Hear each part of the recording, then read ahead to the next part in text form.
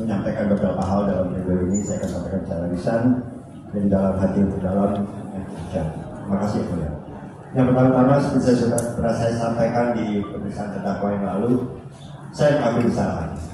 Kesalahan saya yang terbesar adalah saya memilih untuk menggunakan narkotika yang sangat muda dulu, yang selanjutnya menjadi kebiasaan yang buruk dalam hidup saya. Walaupun secara jujur harus saya sampaikan, hal tersebut tidak mengganggu aktivitas profesi saya karena saya tidak pernah mempergunakan narkotika di saat bekerja, sehingga tidak mempengaruhi reputasi secara langsung. Namun yang mulia, saya juga harus menyampaikan bahwa kebiasaan buruk yang saya akui itu sudah berkali-kali saya upayakan untuk pulih dan sembuh, sampai ketika saya pada kasus ketiga di tahun 2018 saya dirujuk untuk melaksanakan proses hukum sesuai undang-undang narkotika yang didukung oleh surat edaran Mahkamah Agung saat itu, di mana saat itu saya ditangkap oleh Polres Jakarta Utara dengan kasus yang sama seperti saat ini, yaitu pengembangan dari SPK dengan barang bukti yang kurang lebih sama 0,5, dan saya ditangkap di rumah saya sendiri. Namun oleh Polres Jakarta Utara saya langsung ditempatkan di panti rehabilitasi BNN di Lido dengan mencantumkan tersangka dengan kasus 127 pasal 127. Begitu juga ketika saya P21 di Kajari Jakarta Utara, saya diposisikan juga oleh Kajari untuk lanjut dengan dakwaan sesuai pasal 127, dan keputusan di persidangan saat itu Pengadilan Jakarta Utara saya divonis untuk melanjutkan rehabilitasi selama 1 tahun yang saya jalani secara penuh saat itu. Kemudian saya sampaikan bahwa proses rehabilitasi yang saya dapatkan di kasus tahun 2018 itu sungguh-sungguh memang sangat bermanfaat, dan saya sangat merasakan akibatnya.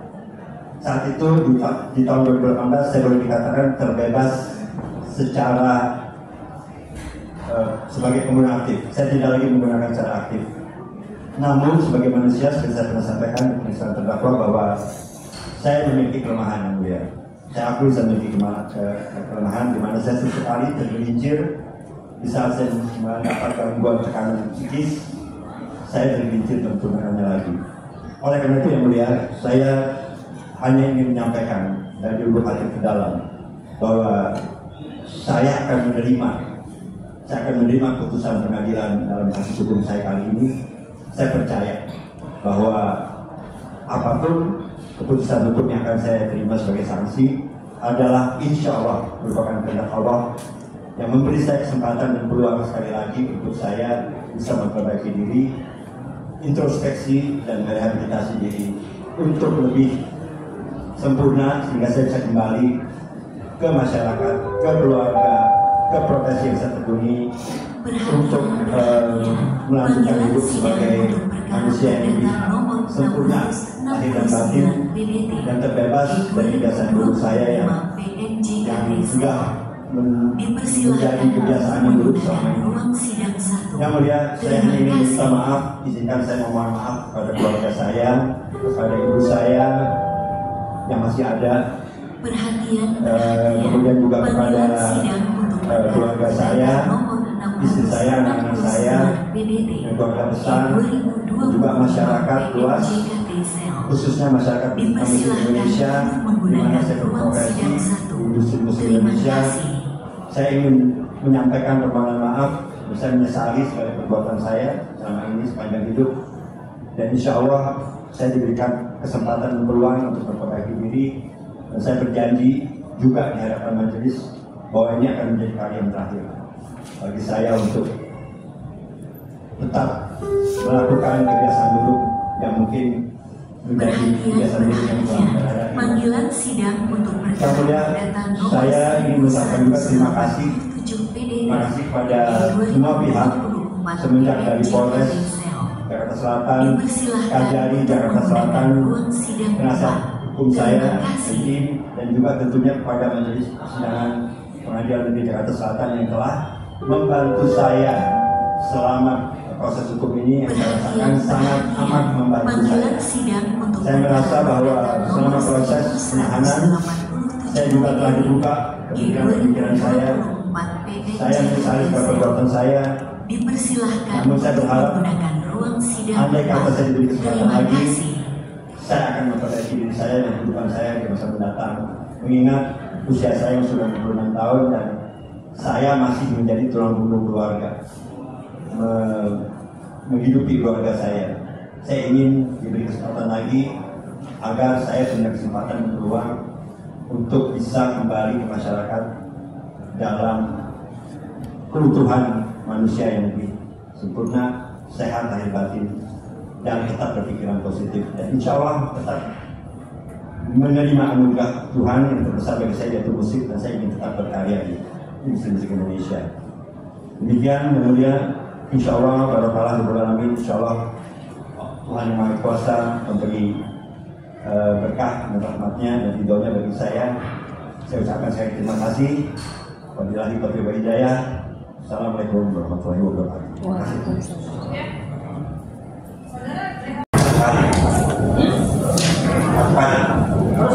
Satu kali. Jadi pertama di BNN itu pas P21 saya dioper ke rumah sakit Kerabat Obat di Cibubur, di mana saya menyelesaikan sampai akhir.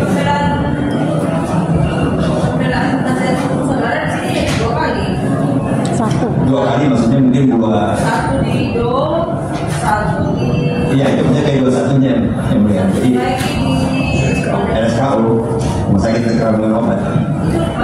Itu dua kasus yang berbeda. Enggak, satu. Berarti saudara baru satu kali. Kali ya, betul. Karena waktu itu kan di Indo kan terlalu jauh yang mulia untuk sidang, sehingga saya duduk ke rumah sakit Kerabat Obat. Rehab, kalau udah di rehab, udah sidangnya harusnya udah selesai dong. Ya, saudara di rehab itu setelah ada putusan pengadilan dan kemudian semuanya itu adalah panggilan sidang untuk perkara perdata nomor 316 di 2020 saya cuma semalam di Polres BAP, kemudian setelahnya saya dioper ke BNN Indo 3 bulan. saudara di bawah beliau itu kan berdasarkan putusan pengadilan. Belum. Bukan putusan pengadilan. Nah, kemudian saya di BNN Indo P21 RSKO sidang diputuskan menyelesaikan dari panggilan sidang untuk perkara perdata nomor 316 PDP di 2025 sidang ya. dipersilahkan untuk menggunakan ruang sidang. Terima kasih. Oke, Bu Jaksa terkait ini karena videonya bisa bebas ya. Perhatian, panggilan sidang untuk perkara perdata nomor 316 PDP di 2025 dipersilahkan untuk menggunakan ruang sidang 4. Terima kasih. Kemudian kami izin mohon satu itu sebentar. Oke, lanjut. Kami mohon menanggapi Perhatian, panggilan sidang untuk perkara perdata nomor 316 itu yang berarti kalau itu disampaikan aja dipersilahkan hari ini kan ruang sidang 4. Terima kasih. 14 besok berarti itu ya siap. Tanggal 14 bisa siap. Ya. Tidak untuk Dewi untuk Republik kita tanggal 14 hari Kamis. Ya. Ya sekarang